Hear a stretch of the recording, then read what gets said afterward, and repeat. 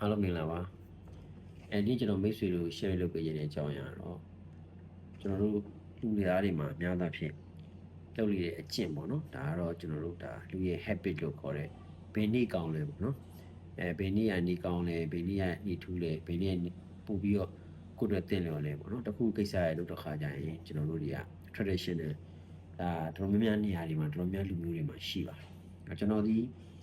ကိုယ်ွယ်တဲ့ဘာသာကိုယ်ွယ်တဲ့အနေထားတွေယုံကြည်ချက်တွေကို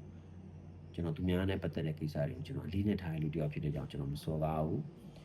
ဟုတ်တယ်မဟုတ်ဘူးကောင်းတယ်မကောင်းဘူးဆိုတာလည်းကျွန်တော်မဝေဖန်ဘူးဒါပေမဲ့ကျွန်တော်ရဲ့ခံယူချက်လေးတော့ကျွန်တော်ဒီဗီဒီယိုမှာ share လုပ်ပေးခြင်းဖြစ်ပါတယ်အဲ့တော့မိတ်ဆွေတို့လည်းဒီကောင်လေးကိုကြိုက်ရင်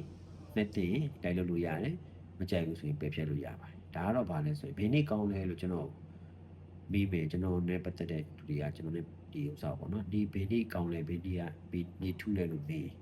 ကောင်းတဲ့လုပ်ရက်တွေကိုလုပ်တဲ့နေဟာကောင်းတဲ့ဟာတွေပဲဖြစ်လာမယ်ဒီထူးနေမြင်ပါပဲနော်ကိုယ့်ရဲ့လုပ်ရက်ကကောင်းတာတွေလုပ်မယ်ကိုယ့်ရဲ့ပြောဆိုမှုတွေကကောင်းတာတွေပြောဆိုမယ်ဆိုရင်အဲ့ဒီဟာနေထူးနေမြင်ပါပဲနော်အဲ့ဒီဟာအကောင်းဆုံးချိန်တစ်ခုပါပဲဒါလေးကိုကျွန်တော်ရဲ့ခံယူချက်လေးကိုမိတ်ဆွေတို့ share လုပ်ပြီးဖြစ်နေမိတ်ဆွေတို့ဒါကိုကြိုက်နေတတ်ရင်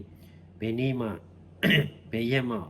ဆွဲလန်းနေထားရတဲ့စာရင်ကိုဒီနေတိုင်းကောင်းတာတွေလုပ်ပါအဲ့ဒီနေ့တွေအားလုံးဟာနေတူးနေမြတ်တွေပဲဖြစ်တာလေးကိုကျွန်တော်ခံယူရလေးကို